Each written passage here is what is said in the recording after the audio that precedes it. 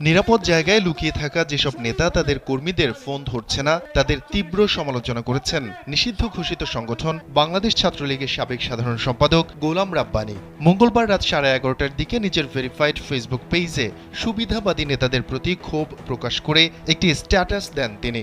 ওই স্ট্যাটাসে সাবেক ছাত্রলীগ নেতা গোলাম রাব্বানী লিখেন, কর্মীর বিপদে একান্ত প্রয়োজনে যে নেতা নিরাপদে থেকেও খোঁজ খবর নিচ্ছেন না, ফোন ধরছেন না, সামর্থ্য থাকার পরেও সহায়তা করছেন না, সে কখনো নেতা নন, কেবল চেয়ারধারী বা পদধারী ছিলেন। পোস্টে দলীয় কর্মীদের উদ্দেশ্যে তিনি আরও লিখেন, পদ ও চেয়ার সর্বস্ব তথাকথিত সুবিধাবাদী নেতাকে মন থেকে ডিলিট করুন। জীবনকে উপভোগ করার সব আয়োজন নিয়ে একটি নিশ্চিন্ত কমিউনিটি লিভিং নিশ্চিত করছে রূপায়ণ সিটি উত্তরা। এই কঠিন সময় সাধ্যমতো পাশে থাকা আন্তরিক নেতৃত্বকে অন্তরে ধারণ করুন। যিনি এই কাজ করতে পারবেন তিনিই আগামীর নেতা। এর আগেও গেল 11 নভেম্বর আওয়ামী লীগের তীব্র সমালোচনা করে